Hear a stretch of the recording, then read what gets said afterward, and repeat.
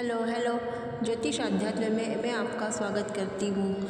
आज मैं आपको रामचंद्र जी, आपको पता है कि 22 जनवरी को कितना बड़ा भव्य आयोजन हो रहा है रामचंद्र जी का हमारे देश में, अयोध्या नगरी में। उनके लिए कितने सारे देश के लोग इतने हर्षोल्लास से इतने दिनों का इंतजार ख़त्म हो रहा है। हमारे लिए कितनी गौरव की बात है कि हम इतने बड़ी खुशी देख रहे हैं और जो हमारे लिए बहुत ही दीपावली की तरह घर में सेलिब्रेट करना है। आज मैं उन्हीं रामचंद्र जी के नाम की कितनी महिमा है। कलयुग में राम के नाम से बढ़कर कुछ भी नहीं है। यह 2 अक्षर में पूरे रामायण, पूरा शास्त्र समाया हुआ है। ज्ञान, कर्म, ध्यान, योग, तप सभी कलयुग में व्यर्थ सिद्ध होंगे, परंतु राम नाम का जाप ही लोगों को भवसागर से पार ले जाने वाला है। 2 अक्षर का नाम बहुत ही सुंदर है। इन नाम की महिमा है कि जिसे सभी देवी देवता भी जपते हैं। इसलिए यही नहीं, आपको यह भी पता होना चाहिए कि राम नाम की महिमा का वर्णन शिवजी से सुनकर माता पार्वती ने उनका नाम जप करती है। जिनके स्वार्थ श्री शिवजी ने हनुमान जी का अवतार लेकर, हनुमान शंकर जी का ही अवतार है हनुमान जी, और वे राम नाम का ही जपते हैं। राम के इतने बड़े भक्त हैं। ऐसे प्रभु का नाम लिखना, बोलना भवसागर से पार ले जाता है। साथ ही भक्तों को समस्त दैहिक, दैविक, भौतिक तापों सभी चीज़ों से मुक्ति मिलती है। रामचरितमानस में तुलसीदास जी ने तो राम नाम की महिमा का कई जगहों पर वर्णन किया है। राम नाम की औषधि खरी नियत से खाए, अंग रोग व्यापे नहीं, महारोग मिट जाए। अर्थात राम नाम का जप एक ऐसी औषधि के समान है जिसे अगर सच्चे हृदय से जाप जाए तो सभी प्रकार की बीमारियां दूर हो जाती है और मन को शांति मिलती है। राम नाम की महिमा का प्रसंग ये तो सभी जानते हैं कि राम सेतु के निर्माण में हर पत्थर का राम नाम लिखा जा रहा था तो वह पानी में डूबता नहीं था। हर कोई राम नाम का जयघोष कर रहा था, जिसके चलते राम का काम बहुत ही आसान हो गया। राम नाम के लिखे पत्थर जब तैरने लगे तो श्री प्रभु राम भी आश्चर्य में पड़कर सोचने लगे। उन्होंने सोचा कि जब मेरे नाम में लिखे पत्थर तैरने लगे हैं तो यदि कोई पत्थर फेंकता हो समुद्र में तो उसे तैरना चाहिए। मन में यही विचार करके उन्होंने एक पत्थर उठा लिया जिस पर राम नाम लिखा था और उसे समुद्र में फेंका, लेकिन वो डूबा नहीं। रामचंद्र जी को बड़ा आश्चर्य हुआ, आखिर ऐसा क्यों हो रहा है। दूर खड़े हनुमान जी ये सब देख रहे थे।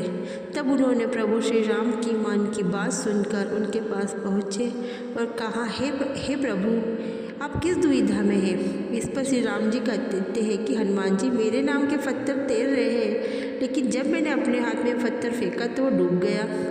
प्रभु के इस भोलेपन से कई बात पर बल बुद्धि के दाता हनुमान जी ने कहा, हे प्रभु, आपके नाम को धारण कर तो सभी अपने जीवन को पार लगा सकते हैं, परंतु जिससे आपन स्वयं त्याग रहे हैं उसे डूबने से कैसे बचा सकता है।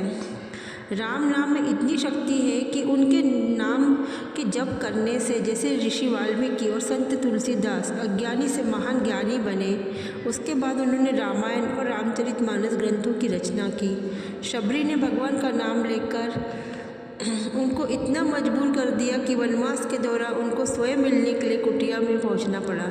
राम नाम का एक सत्य है, महामंत्र जो जपत महेशु, काशी मुकुट हेत उपदेशु, महिमा जासु जान गनुराऊ, प्रथम पूजित राम प्रभाऊ। यह मंत्र है जिसे महेश्वर श्री शिव जी जपते हैं और उनके द्वारा यह उपदेश काशी में मुक्ति का कारण है और जिसकी महिमा को गणेश जी जानते हैं, जो इस राम नाम के प्रभाव से सबसे पहले पूजे जाते हैं। रामचरित बालकांड में सिर्फ एक नाम ही राम ना सिर्फ एक मानव है, राम परम शक्ति है। राम के द्रोहियों को शायद ये मालूम हो कि आसपास नरक का निर्माण कर रहे हैं, इसलिए कि चिंता छोड़ दे। कौन श्री राम का अपमान करता है, कौन सुनता है, कौन जपता है। राम से बड़ा कोई भी नाम नहीं है। श्री राम के नाम से बड़ा राम राम जपने से कई लोगों को मोक्ष प्राप्त होता है। राम एक महामंत्र है जिसे हनुमान ही नहीं भगवान शिव भी जपते हैं। राम से पहले राम का नाम था। प्राचीन काल में राम ईश्वर के लिए संबोधित होता रहा। राम या मार, राम का उल्टा होता है र अर्थात मार। मार बौद्ध धर्म का शब्द है। मार का अर्थ है इंद्रियों के सुख में ही रत रहने वाला। दूसरा, आंधी तूफान। राम को छोड़कर व्यक्ति अन्य विषयों को रमता ही नहीं है। एक बार राम कहाँ संबोधन हुआ। राजस्थान में कहते हैं, राम सा आपके सारे दुख हरने वाला सिर्फ एकमात्र नाम राम है। सच्चे मन से रोज राम का नाम जपा करें। 1.25 लाख बार जप करने से सब सिद्धियां प्राप्त हो जाती है। तुलसीदास जी ने एक बार तुलसी के एक पत्र पर राम नाम लिखकर जल में जिस पात्र में डाल दिया, उस पात्र का जल पीने से 500 कोढ़ ठीक हो गए थे। केवल राम नाम ही नहीं, श्री राम के जितने भी नाम हैं वे सभी नाम सिद्ध मंत्र ही है। हर एक नाम का अलग अलग प्रभाव है। अलग अलग मनोकामनाओं की पूर्ति के लिए श्री राम के अलग अलग नामों का जप किया जाता है। जैसे कि अगर आपको स्वास्थ्य से संबंधित कोई समस्या है तो रोज़ सुबह शाम आप 108 बार राम नाम का जाप करें, आपको आराम मिलेगा। अगर किसी की विवाह संबंधी समस्या है, किसी का विवाह नहीं तय हो रहा है, तो रमापति शब्द का जप किया जाता है। अगर किसी को नौकरी या रोजगार संबंधी समस्या है तो अवधेश शब्द का जप आप 108 बार करें, ये समस्या दूर हो जाएंगी।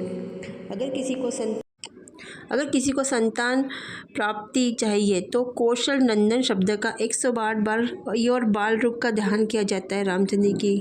अगर शिक्षा संबंधी समस्या है, छोटे बच्चे जो बोलने में नहीं जानते, उनके सामने रोज रघुनाथ शब्द का जप किया जाए तो बच्चों की याददाश्त बढ़ती।